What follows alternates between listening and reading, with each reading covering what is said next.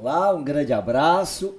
Olhe, mais uma vez, estamos aqui no Altas Ideias do Colégio Antares e o nosso podcast hoje brilhante se denomina Sustentabilidade e Biodiversidade.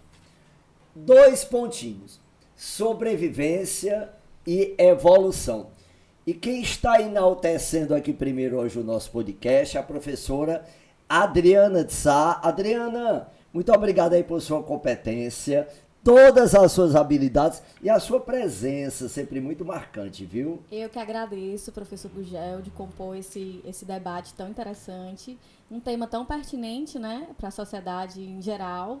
E brilhante aqui, vamos ser sinceros, somos todos nós, né? Mas obrigada e conte conosco sempre. Perfeito. Adriana, deixa eu te contar uma coisa. Diga. Quem está presente hoje aqui no nosso podcast. Aqui. Eu também.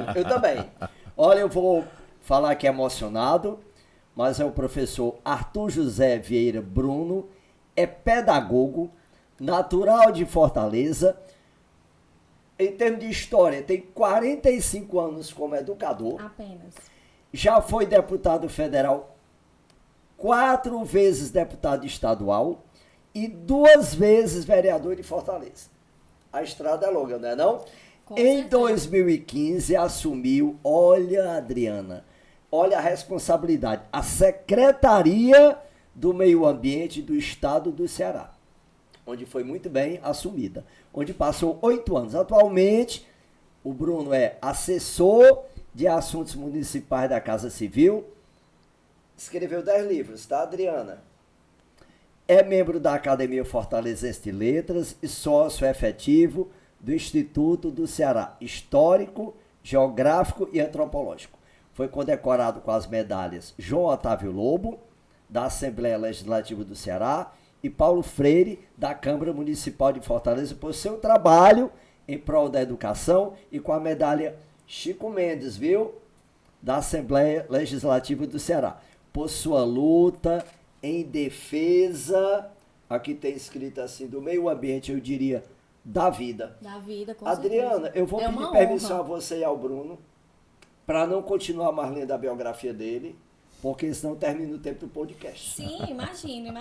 Bruno, muito obrigado por sua presença, viu? Você engrandece demais a luta em preservação do ambiente. Obrigado, Gugel, é um prazer muito grande estar aqui nesse podcast com a Adriana, que eu já conhecia. É verdade que ela era uma menina quando eu a conheci. E você, Gugel, que eu conheço há décadas. Nós somos amigos e já trabalhamos juntos em muitas escolas, em muitos cursinhos ainda, quando havia os cursinhos pré-vestibulares. E trilhamos muitas trilhas juntos. Então é um prazer enorme estar aqui com vocês. Sim. Bruno, primeiro eu vou iniciar aqui, tá, Adriana? Bruno, eu queria primeiro diferenciar um estuário de um mangue. Na ecologia nós dizemos assim, um estuário é um espaço costeiro, ele é semi-confinado, ele está entre rio e mar. É onde a água salgada é diluída com água doce. Nos estuários eu encontro os mangues, ou os manguezais. Comunidades vegetais. Esse ecossistema, ele pode até não ser belo em termos estéticos para algumas pessoas. Entretanto, entre as inúmeras funções de mangue, eu poderia destacar uma, todas fundamentais, mas eu queria destacar uma. Se é um local de muita decomposição, quando da baixa mar, toda aquela água de mangue vai para o mar e ele vai suportar justamente a base das cadeias alimentares marinhas. Então eu diria, nada mais nobre e necessário do que você preservar o mangue. Porque a vida marinha depende diretamente de um mangue. E eu percebi, e a sociedade deve agradecer, a Secretaria do Meio Ambiente, a ampliação do Parque do Cocó. Porque a ampliação, quando a gente fala em hectares, um hectare tem 10 mil metros quadrados. Então, ampliar o mangue, para mim, é ampliar a vida. é você melhorar ainda mais a qualidade de vida. Então, eu acho que a questão ambiental agradece a você por sua luta e essa questão ambiental. Gugel, primeiro, eu acho que é muito importante você ter situado aí a importância do mangue, né? Que tem várias importâncias, digamos assim, para a vida, né? Agora, é importante também porque muitas vezes quem não conhece o mangue, quem nunca foi ao mangue, pensa que mangue é uma vegetação rasteira, arbustiva. E nós temos árvores enormes no mangue, né? O mangue preto, o mangue vermelho. Quem passa ali pelas trilhas do Parque Estadual do Cocó é capaz de perceber isso, né? Árvores imensas, que são árvores de mangue. Então, há também uma vegetação, digamos assim, maior, mais densa no mangue. Você colocou uma coisa que me orgulha muito. Eu ainda estudante, fazia o 3º ano do ensino médio, quando em 1977, né, houve um movimento aqui em Fortaleza para que o Banco do Nordeste do Brasil não construísse a sua sede onde hoje é o Parque Adail Barreto, tá certo? Ia ser construída a sede do BNB ali. Aí artistas, professores, estudantes se mobilizaram, fizeram um movimento, protesto, um dia lá de piquenique, e o BNB desistiu.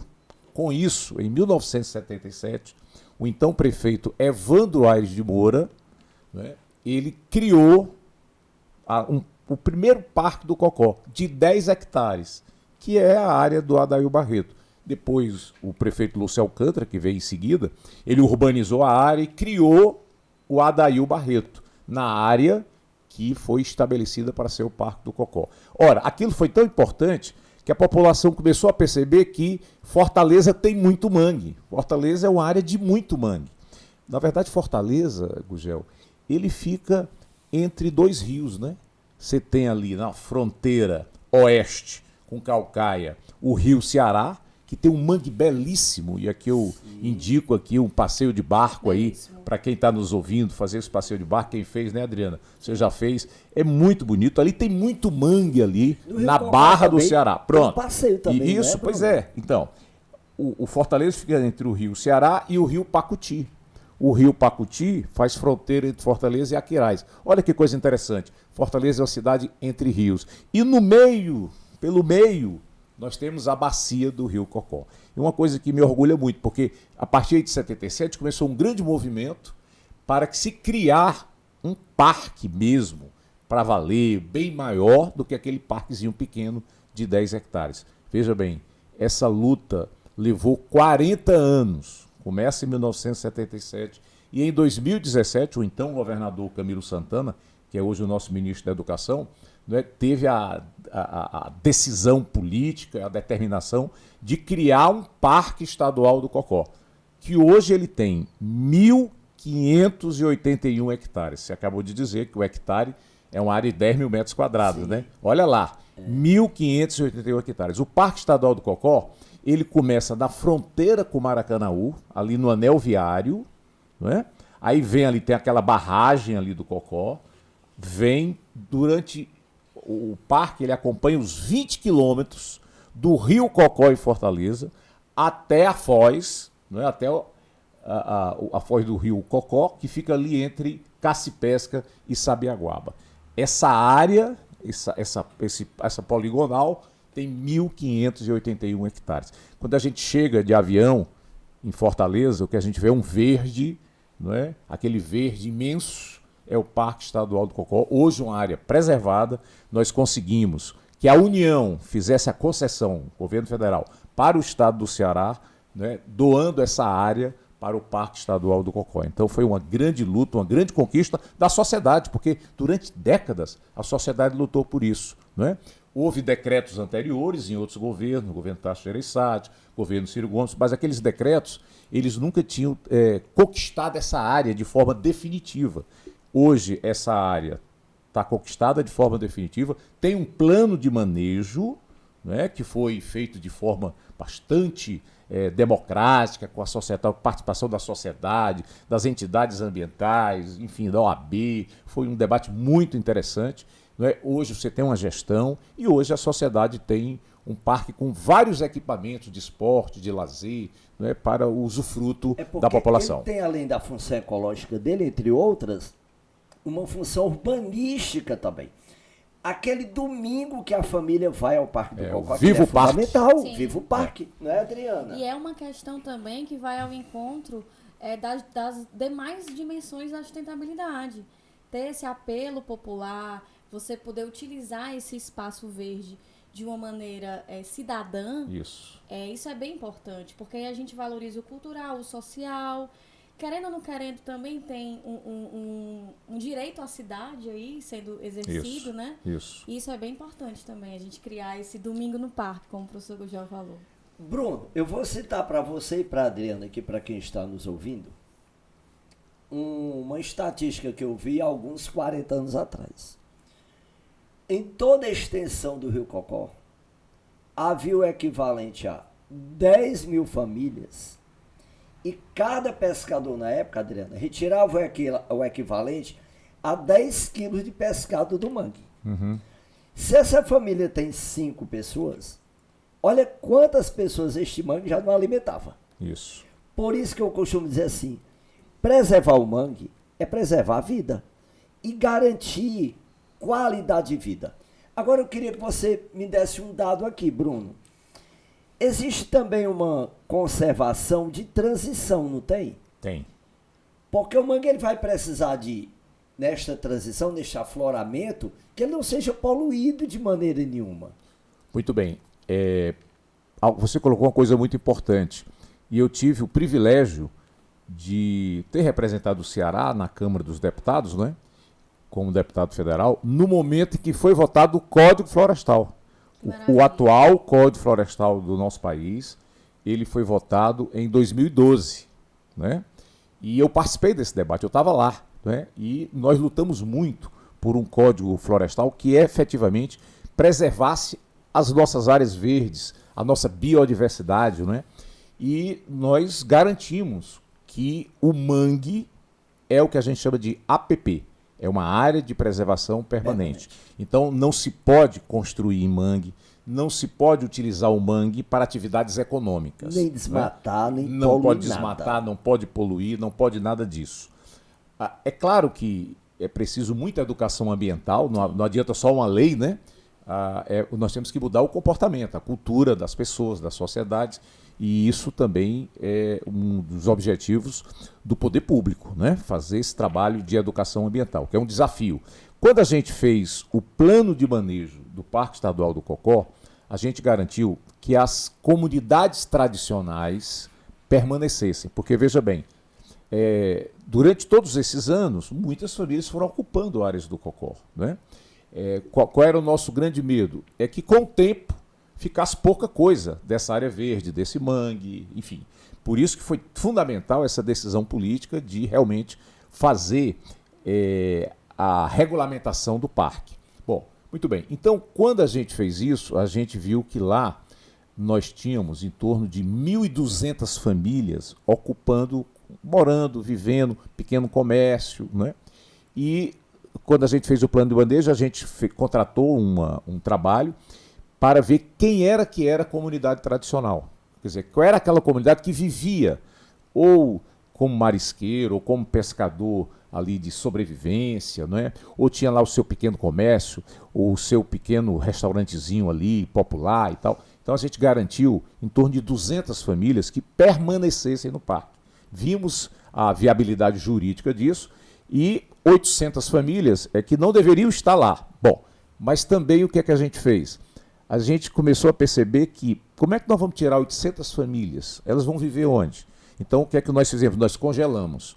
Quem está, as 200 famílias tradicionais vão ficar eternamente, se quiserem. As 800 famílias demais, no momento que o Estado, o poder público, prefeitura ou governo do Estado, tiver condição de construir casas próximas, né, onde elas moram hoje, essas famílias seriam retiradas. Efetivamente, isso não é uma coisa simples.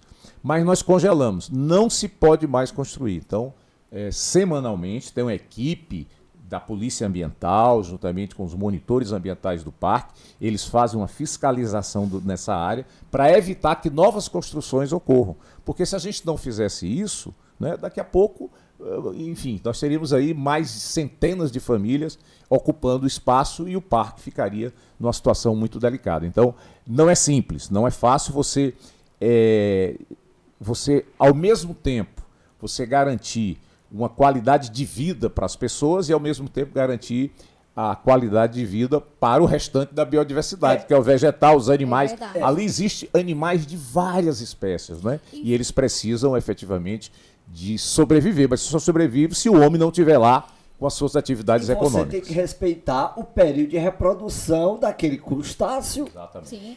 E, além disso, se a gente for analisar a localização mais aparente dos manguezais, que é na área de costa, a gente tem outras funções, como o Gurgel colocou essa questão da biodiversidade, de um próprio berçário também, bem importante, de ajudar nesse processo de propagação das espécies, de evolução, mas também ele é como se fosse o nosso escudo protetor do balanço sedimentológico. E a drenagem natural, né? Quer dizer, as chuvas que caem na nossa cidade.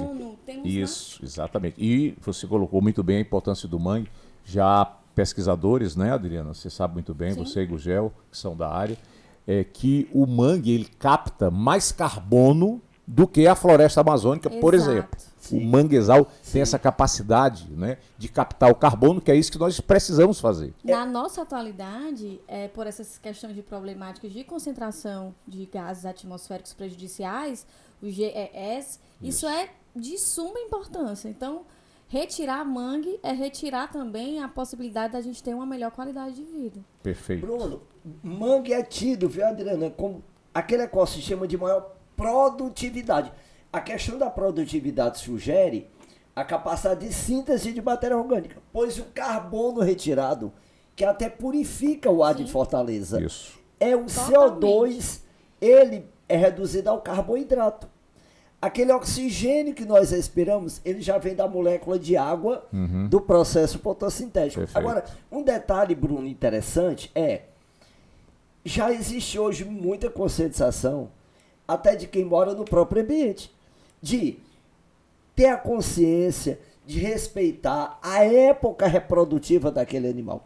E o detalhe, mangue é tão fabuloso, como o berçário que a Adriana falou, que boa parte da vida marinha vem desovar no mangue, para depois retornar para o mar. Exatamente, exatamente. E a gente percebeu, logo quando nós começamos a fazer a gestão do Parque do Cocó, que havia aí uma contradição muito grande da sociedade, que por desconhecimento, muitas vezes, levavam animais exóticos para dentro do Parque do Cocó. Vou dar um exemplo. Na trilha do Cocó, as pessoas levavam cães ou gatos, né? E muitas vezes essa relação desses animais exóticos, né, com aqueles que vivem ali na natureza, os animais silvestres, o nativo silvestre, muitas vezes havia choque, né? O cachorro corria atrás de um gambá, corria atrás de uma raposa, porque ali tem. Eu me encontrei já várias vezes ali nas trilhas do Cocó e vi raposas, cobras,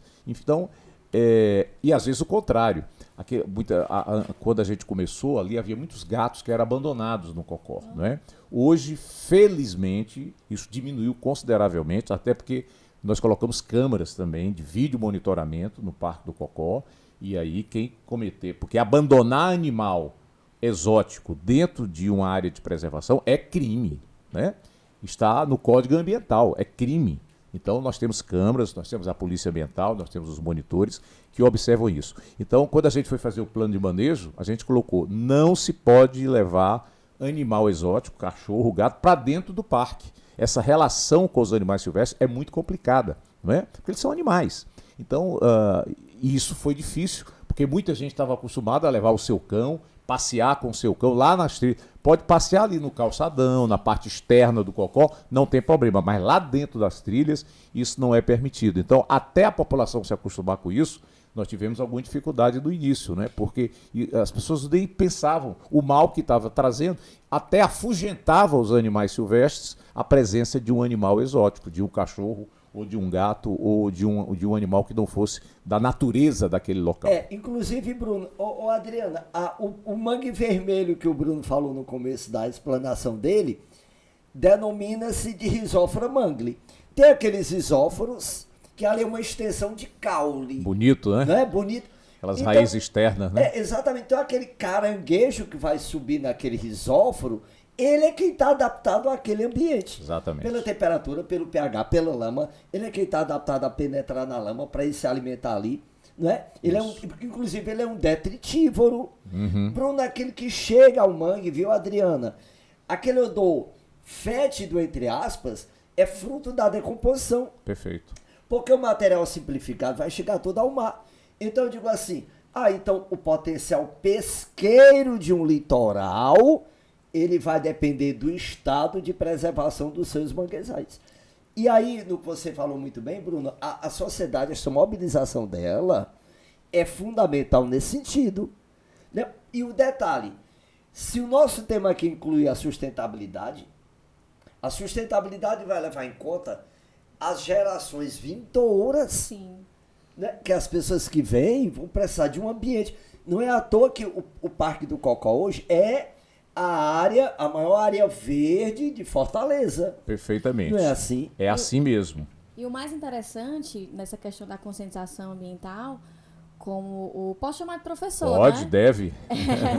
O professor Arthur Bruno falou que essa convivência mais próxima da sociedade com o Parque do Cocó também ajudou demais na educação ambiental. A gente começar a entender qual é a importância dos ecossistemas, entender um pouco dessa questão da relação até visual, cheiro. Você cria o que a gente chama na geografia de uma sensação de pertencimento. Você pertence àquele local. E se você pertence àquilo, você quer uma preservação. Exatamente. Então acaba criando no nosso abstrato, no nosso conceito imagético, que aquilo ali é Fortaleza. Exatamente. E Fortaleza tem uma coisa muito interessante, que nós estamos quase na linha do Equador, né? Sim, a 3 graus, sim, né? muito Do Equador, né? 3 graus aí de latitude sul do Equador, né? E, portanto, temos temperaturas elevadas, né? Que nós temos aqui um mínimo de 24, 25 graus, máximo de 33, 34, às vezes 35 graus, né? É uma temperatura elevada. Agora, se você passa nas trilhas do Cocó, você vai sentir uma temperatura agradável durante o dia todo. Quer dizer, aquelas árvores e a água do rio, tudo aquilo ali faz com que a temperatura seja muito agradável, né?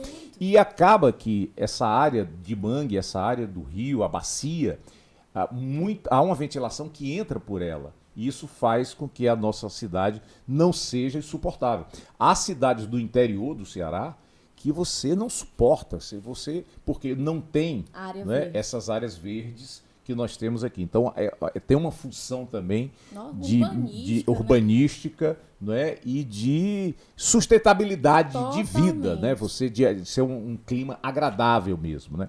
Por isso que é importante também, além dessa área do Cocó, a gente se preocupar muito com a bacia do rio Pacuti, né, a bacia do rio Ceará, né, e hoje são APAs, né? Nós temos ali a área de proteção ambiental do rio Pacuti, temos a área de proteção ambiental do rio Ceará.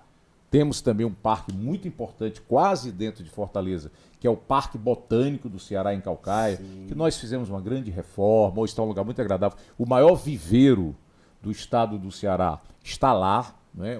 Qualquer pessoa vai lá no parque, visita o parque, nas trilhas, tem um pequeno museu de educação ambiental, nós temos lá uma área muito bacana de meliponicultura, né, de abelhas nativas, e lá você pode sair de lá levando mudas de árvores, de ipê, enfim, vários tipos de árvores que nós temos. E nós conseguimos trazer também, Gugel, Adriana, até pouca gente sabe ainda, aquela área do Adail Barreto, onde tudo começou, né, onde o Parque Cocó começou, quando o Estado criou o parque e regulamentou o Parque Estadual do Cocó, a Prefeitura também cedeu aquela área para o Estado. Então, aquela área virou Parque Estadual do Cocó também. E ali nós fizemos também uma grande reforma. Dia de sábado tem uma feira agroecológica. Sábado de manhã. Você foi lá, né, Adriana? Muito bacana, comida sem agrotóxico, verduras, frutas, alimentos que são trazidos por comunidades de agricultura familiar, né, de várias áreas do Ceará. Vários quintais produtivos. Muito interessante. Ali também nós conseguimos colocar um viveiro. Hoje tem um viveiro ali no Adail Barreto. Quem quiser pegar árvores, vai lá, você recebe uma doação de 2, 3 árvores para você plantar no seu quintal, no seu jardim, onde você quiser, em frente à sua casa. Aqui. Então, olha, vale a pena.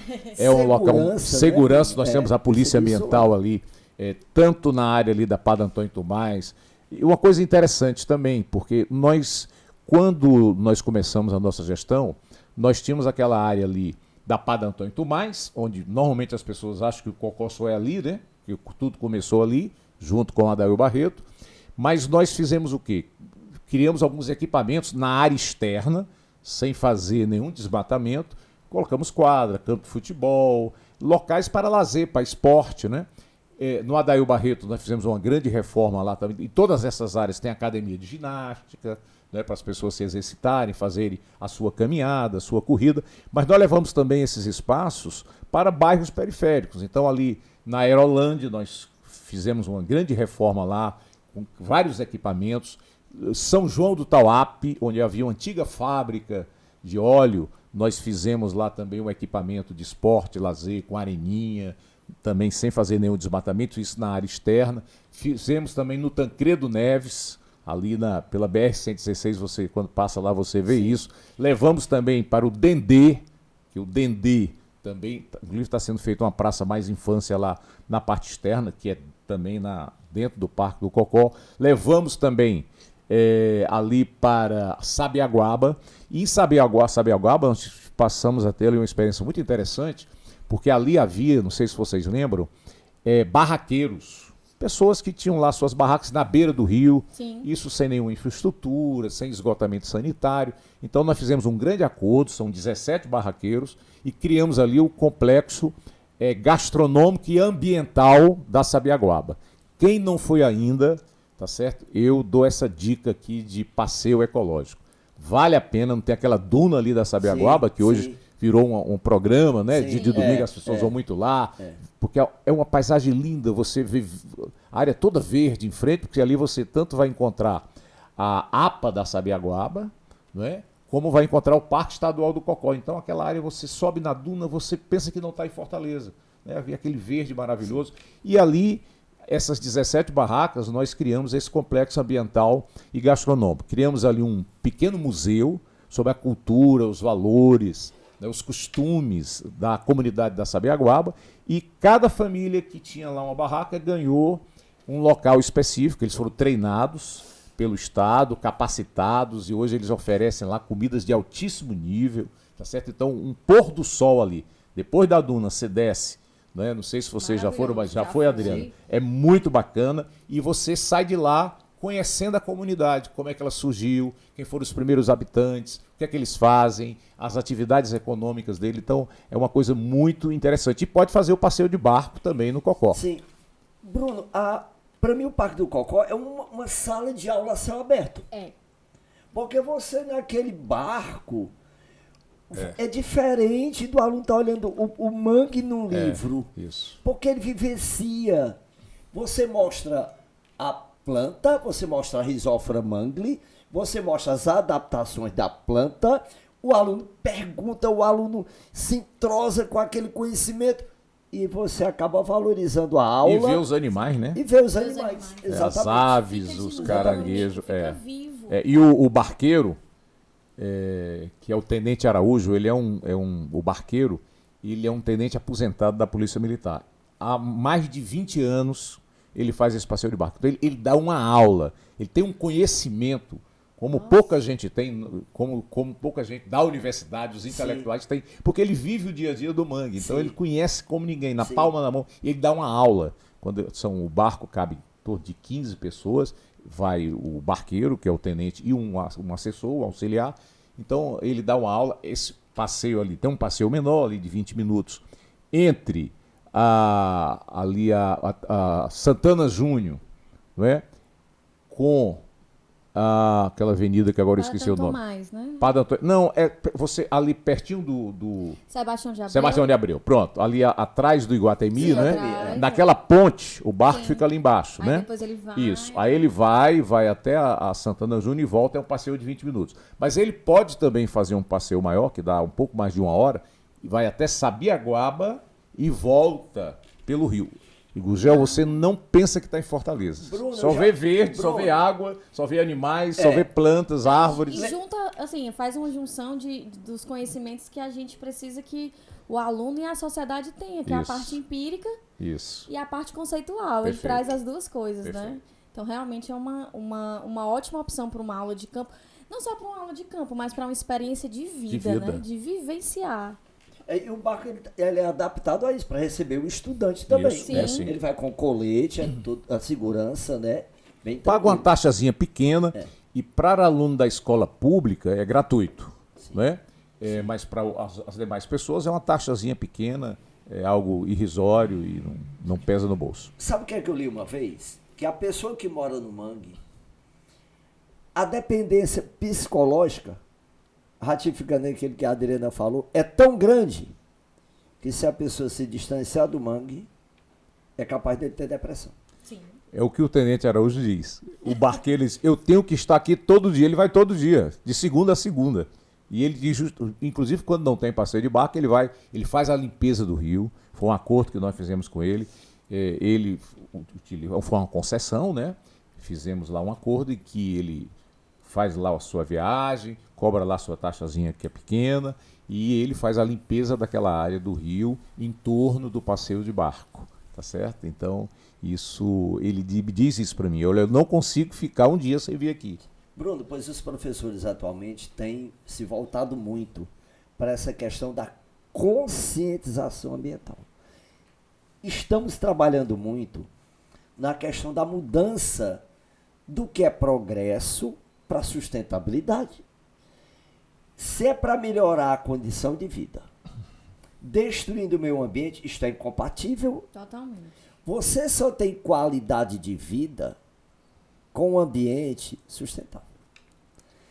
A criança hoje, ela já é capaz, aqui no Colégio Antares, de ver o plástico e ela apanhar o plástico. Então, isto é fundamental. É importante não só a questão da educação e abertura, e uma pessoa como você do poder público, para também ter esta visão. Uma visão mais futurista. Sem dúvida. E acho que é importante a gente registrar, né, esse conceito de desenvolvimento sustentável. É um conceito interessante, porque hoje todos os governos, as empresas, né, só falam nisso. Claro que a gente tem que ver se elas estão realmente praticando, Sim. mas é preciso que cada vez mais a gente fale que desenvolvimento só existe com sustentabilidade. Porque que adianta o crescimento econômico, São só números, né? Gerando emprego, gerando renda, se daqui a pouco você não vai ter mais natureza, você não vai ter mais os bens naturais que a gente usufrui para sobreviver. Né? É um conceito que surge em 1987, né? Esse conceito de desenvolvimento sustentável, e é um conceito importantíssimo. E hoje eu fico feliz quando eu vejo as empresas, de qualquer maneira, buscando esses selos, né, ASG, né, que é a ambiental, social e governança. Sim. Hoje toda empresa quer ter esse selo, quer ter essa prática. Isso é muito importante, porque isso também já é uma demanda da sociedade. Isso é fundamental que quem esteja aqui nos ouvindo, participando desse momento, procure comprar de empresas que buscam a sustentabilidade, que tem essa preocupação ambiental. Não compre, não consuma de empresas sem a preocupação com a sustentabilidade. Sim. Isso é muito importante. E as empresas estão percebendo isso, né, que o consumidor está cada vez mais exigente. Ele quer esse compromisso da sustentabilidade também da empresa que está vendendo um serviço ou vendendo um bem. Isso vai gerar um impacto ambiental e econômico positivo. Porque, por exemplo, hoje com o cyberespaço e a rastreabilidade, você consegue saber desde quando foi a extração da matéria-prima até o processo de beneficiamento e até o tipo de utilização ou reutilização de refugos e etc. Então, se as empresas tiverem essa preocupação e o consumidor tiver essa educação ambiental, ele consegue saber desde a gênese daquele produto como é que foi feito. Exato. E aí a gente vai criando, mesmo que as empresas não tenham essa ideia sustentável, vai criando, não vai ser algo que é um outlier, algo um ponto fora da curva, vai virando regra. Então a sustentabilidade ela precisa virar essa regra para que a gente tenha mais alguns séculos aí de vivência positiva no planeta Terra, né? E nós temos o privilégio de viver num país com a biodiversidade que tem o Brasil. Quer dizer, não há nenhum país no mundo com a biodiversidade brasileira, com a presença de tantas espécies, de animais e vegetais, né? Endêmicas. E outra coisa, você veja que essa questão energética, né? A diversidade energética que o Brasil tem é algo fabuloso. É incrível que hoje no Brasil, praticamente nós já chegamos a 90% da produção de eletricidade de fontes renováveis. Isso não tem lugar nenhum no mundo. Nenhum país do mundo tem isso, né? Você tem a maior parte ainda, em torno aí de 70%, em torno disso, de hidrelétricas, produzida eletricidade, mas você já tem hoje a energia eólica dos ventos, a energia solar, cada vez mais forte. Aqui no Ceará nós temos uma experiência muito interessante com o biogás, né? A nossa empresa Cegás, que é uma empresa estatal, ela já coloca no gás que é vendido para empresas e para condomínios 15% de gás natural renovável. Se tira lá do aterro sanitário de Caucaia, o ASMOC, né? Sim. Se tira lá esse gás, né? E é colocado na canalização para o consumo de famílias e empresas. A biomassa. Então, a biomassa. Então o Brasil é o país que tem, digamos assim, grandes oportunidades no mundo. É por isso, por exemplo, que o Ceará hoje é referência no que se chama de hidrogênio verde, né? Que é isso? Você vai separar o hidrogênio, né, do oxigênio, Sim, né? Sim. Tá certo? Num processo chamado eletrólise, não é isso? Exatamente, a Eletrólise, você tira e você vai produzir esse combustível utilizando a energia solar ou a energia eólica, né, que é a eletricidade que vai ser utilizada, vai vir dessas fontes, e esse é que é o chamado hidrogênio verde, que pode ser utilizado de diversas formas, no transporte, na indústria, né? E isso é o futuro. Né? E emissão quase nula de carbono, né? Exatamente. Isso é que é o fundamental, né? É não ter a produção de carbono. Então, hoje é inadmissível um lixão, Totalmente. não é? Eu Totalmente. acho que um mínimo de cultura, né? Um lixão próximo a uma cidade que já polui tudo, desde o lençol freático ao ar. Então, é inconcebível hoje qualquer governante ir preservar um lixão na sua cidade, né?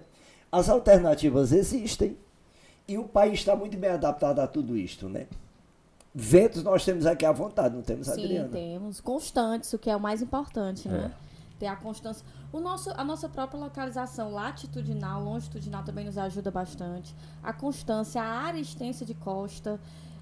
O nosso litoral cearense, a parte oeste mais a setentrional, também nos ajuda a trabalhar possíveis possibilidades no aproveitamento maremotriz. Isso. Que ainda não é uma tecnologia tão democratizada, mas é um possível investimento. Sim.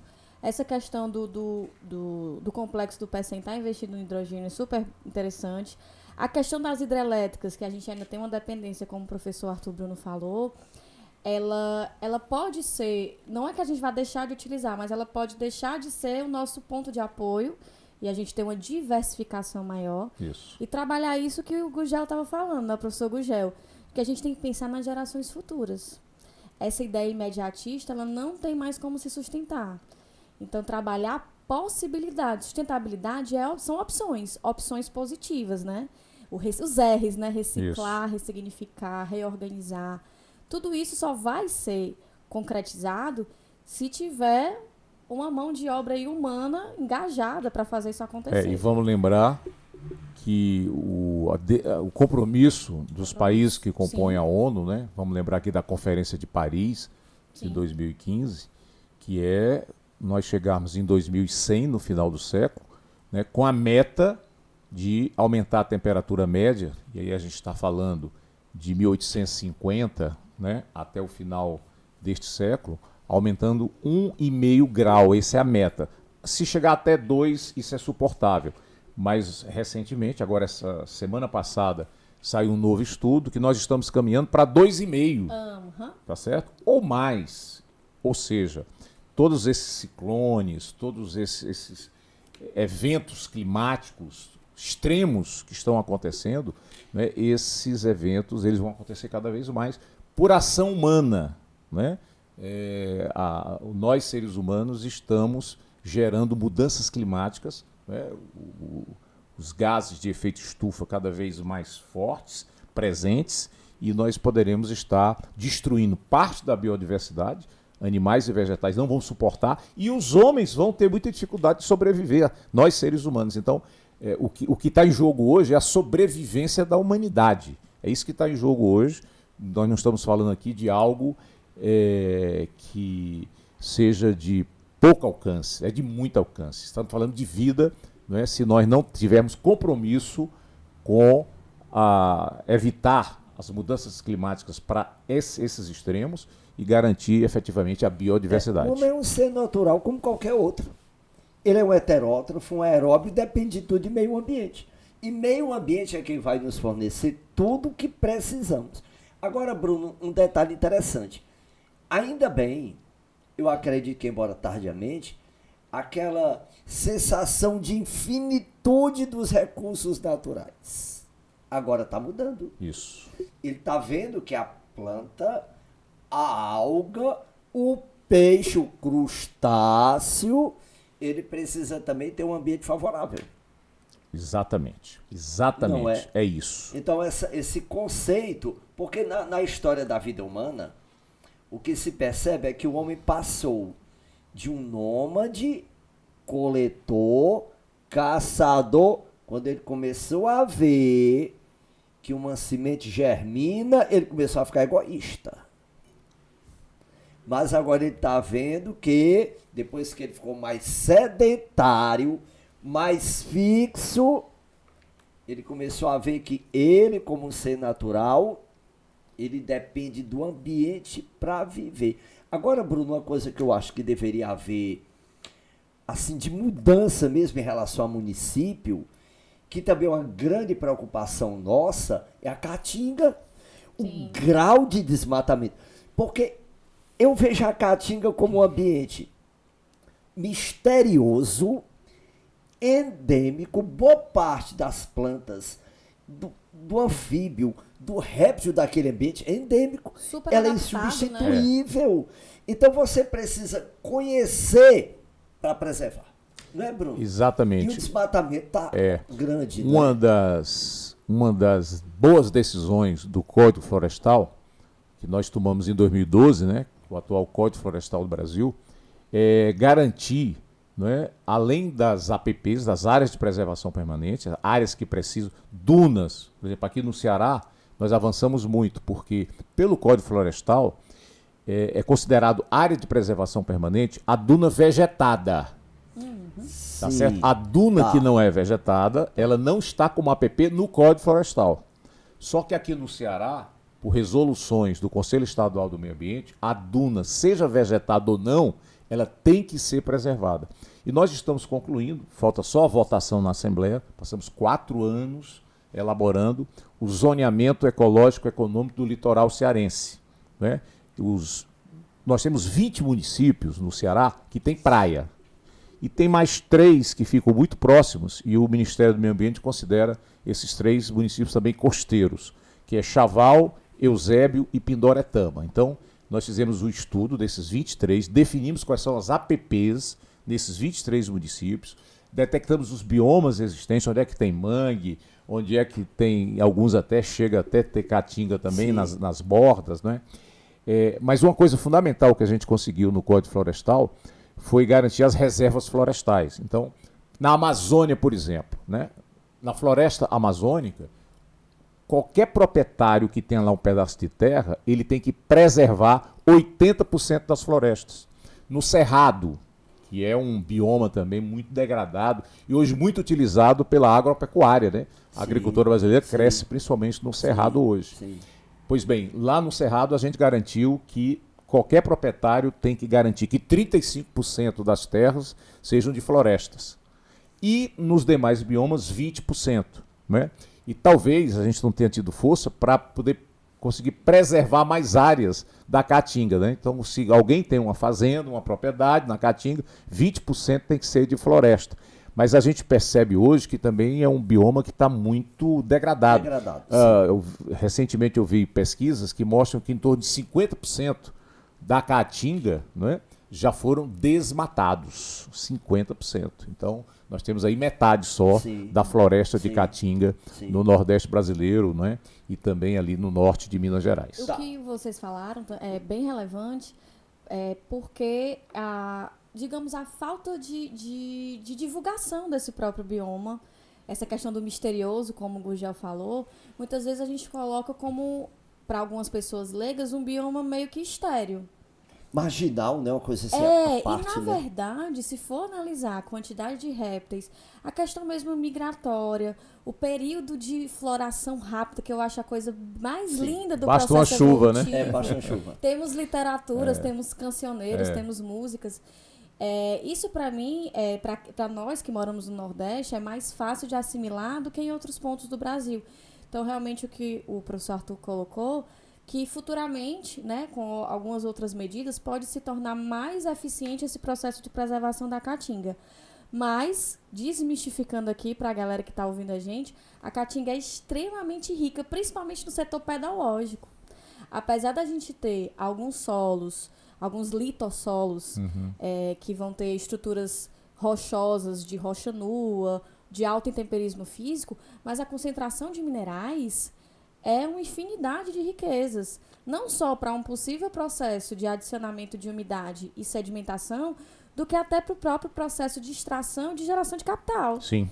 Então, a caatinga ela tem E inúmeros... uma riqueza, Adriana, muito forte, você tocou na sua fala anterior, é o sol, a insolação. Sim.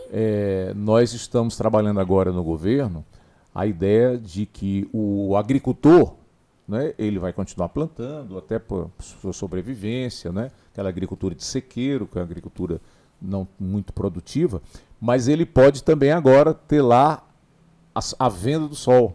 O projeto chama Renda do Sol. Ele vai ter lá o seu painel fotovoltaico, né, um painel solar, ele vai pagar a sua conta de luz através daquele painel e ele pode vender, né, inclusive para o Estado. A ideia do governo, do Estado, é comprar, né, a energia gerada por esses pequenos agricultores que vão ter os painéis solares. Essa é a ideia. Recentemente foi aprovada na Assembleia Legislativa a lei, né, com esse objetivo. Bruno, sabe qual é das coisas mais maravilhosas que eu percebi ultimamente? Desculpe a ousadia, a aquisição da cisterna. Cisterna de placa, né? Olha, o agricultor que passa aquele período de estiagem Verdade. e tem uma água potável, é fabuloso, porque ele precisa da água e de uma água de qualidade. Exatamente. Se a água é vetor de um número muito grande de micro-organismos, agora não. Ele tem uma água que ele pode utilizar para a homeostase e o equilíbrio dinâmico dele, para a saúde dele e dos filhos dele. Agora, é fundamental trabalhar também a conscientização desse replantio. Sim. Ou então, a natureza não é para servir ao homem, utilize, depois replante. Faça o replantio novamente. Isso. E preferencialmente uma planta frutífera. Né? Porque ele vai ter aí a vitamina, ele vai ter o carboidrato, ele vai ter a proteína, ele vai ter um alimento saudável, sem agrotóxico. E vai estar nutrindo o próprio solo, né?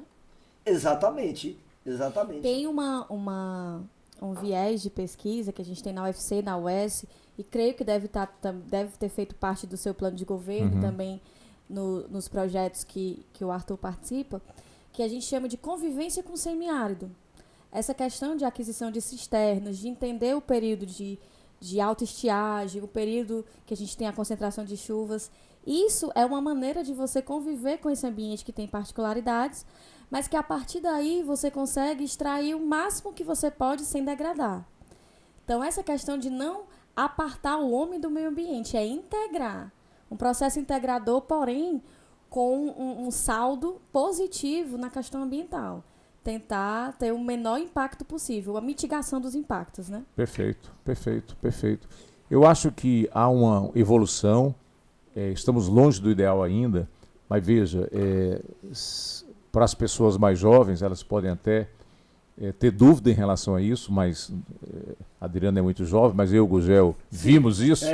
Obrigada muito jovem, obrigada. Até a década de 70 do século XX, né, não faz tanto tempo assim, 50 anos, a gente via aqui em Fortaleza o êxodo rural na prática. A gente via agricultores, não é, com aquele saquinho aqui nas costas, a gente via que não era o esmoléu normal da cidade, que vivia aqui em Fortaleza. Então, em época de seca, anos de seca, eles vinham, né, pedir esmola, ou então um subemprego, trabalhos temporários. Então a gente via muitas famílias, né? E aí, se a gente for para a história, 1915, cerca de 32, chegamos até aqui campos de concentração. Nossa. Ali no Otávio Bonfim, no São Gerardo, o poder público, o governo criava ali uma espécie de um cercado, criava lá umas cabanas, umas tendas, dava comida e água para que esses agricultores não viessem ao centro da cidade, né, que gerava um mal-estar para setores da população, ocupar, invadir algum comércio. Então, olha que situação. E hoje o homem está sabendo conviver no campo. Hoje há tecnologias, a cisterna de placa é uma delas, mandalas, né, plantio com mandalas, enfim, com várias técnicas que são utilizadas, sistemas agroflorestais. Então há muita tecnologia para que eles permaneçam no campo. Há programas sociais importantes, daí a importância, por exemplo, de um Bolsa Família, não é? Esse programa do Ceará Sem Fome, não é? Com cozinhas comunitárias, com cartão alimentação. Então, a gente não vê quase mais pessoas vindo do campo para as cidades. Basta ver, por exemplo, que Fortaleza, foi feito agora o censo, né? O IBGE, nos mostrou que Fortaleza está com a mesma população de 10 anos atrás, 2,4 milhões de habitantes. Sim. Se esperava Fortaleza bem mais populosa, mas não. Então a população finalmente está se fixando ao campo, porque encontra alternativas, né, de viver. Quando essas pessoas, há alguns anos atrás, migravam sobretudo para Fortaleza, né, ou para as cidades médias do nosso estado. Adriana, você sabia que o que é bom dura pouco? Eu não acredito. Vai Pois, chegar Adriana, aquela hora você vai me terrível. desculpar. O professor Arthur Bruno vai nos desculpar. Nossa. Mas, Adriana, eu agora vou agradecer sua presença aqui. Eu que agradeço. Já vou aqui quebrar um pouco o protocolo e dizer que quero mais momentos desse, porque eu tô aqui hipnotizada com vocês, aprendendo demais. Por mim, a gente ficaria assim, acho que até próxima Copa do Mundo daria certo, né? Bruno, os alunos vão adorar as informações valiosíssimas que vieram de você. Eu digo você somos professores, né? E olhe, parabéns a você pelo seu trabalho, pela sua competência, e olhe, sempre altruísta e sempre serviu. Então a escola só pode agradecer a sua presença aqui, sua aula que foi maravilhosa. Eu quero aqui concluir agradecendo e lembrando a sabedoria africana, que diz: se quiser chegar logo, ande só. Mas se quiser chegar longe, ande acompanhado. Eu quero sempre a companhia de todos vocês. Pois, Bruno, muito obrigado, viu? E a todos um grande abraço.